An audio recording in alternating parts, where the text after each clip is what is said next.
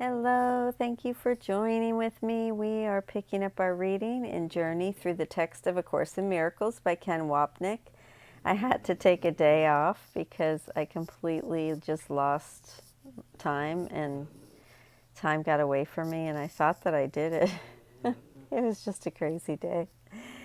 So here we are, Chapter 4, The Illusions of the Ego. This is the ego's fear of the Atonement Principle.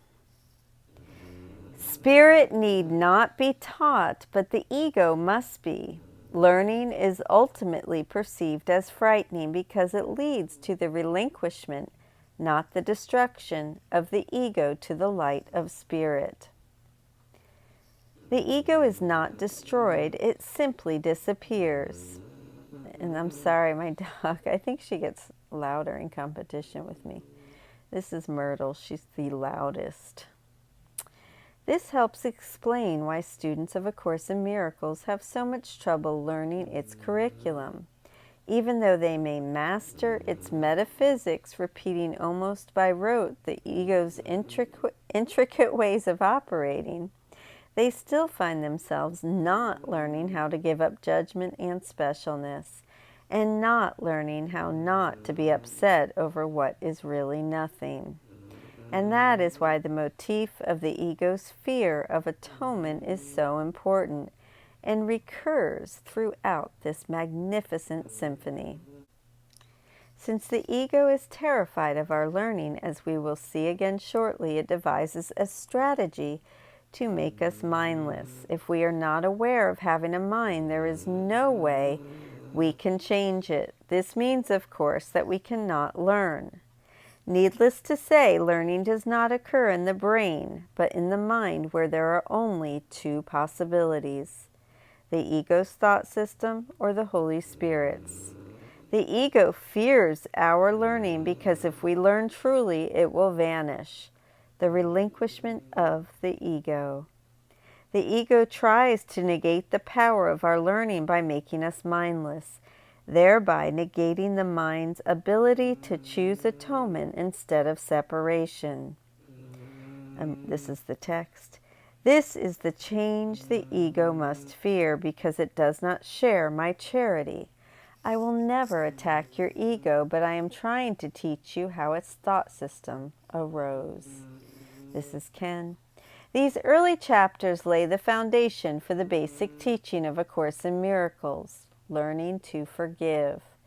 To make this vitally important point again, we will not understand how and why the ego's thought system arose until we understand its fundamental fear of the atonement, that the separation never happened.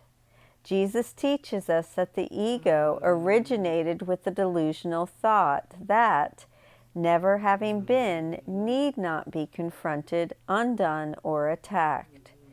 We merely look at its inherent nothingness through Jesus' kind and gentle vision, seeing its seeming existence quietly dissolve into the healing light of atonement.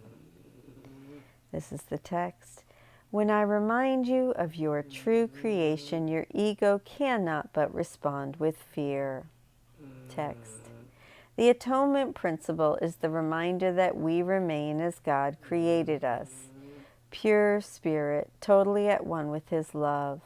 This is our identity, the self of Christ, not the self to which we relate. Our remembering this happy fact is the ego's fear, and we will presently see its ingenious response to it. Text. The ego is afraid of the Spirit's joy because once you have experienced it, you will withdraw all protection from the ego and become totally without investment in fear. Ken. We have seen how the ego is afraid that if we see our choosing it was a mistake, we would decide for the Holy Spirit, the only joy possible in the dream, and at that point withdraw our faith in its existence. We need to remember that the ego is nothing more than the Son's belief in it.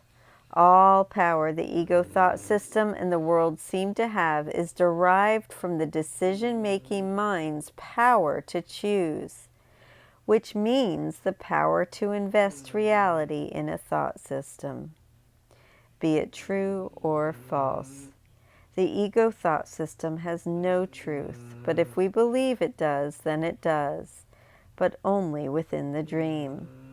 Again, although heaven is totally unchanged by this insanity, our delusional minds will believe heaven was affected by our sin and will retaliate. The ego never wants us to realize this is all made up and is nothing except a bad dream. We are going to stop there today. Thank you so much. I will pick up the reading on the next page tomorrow. I hope you have a lovely day, and I love you, and I will see you then. Thank you. Bye-bye.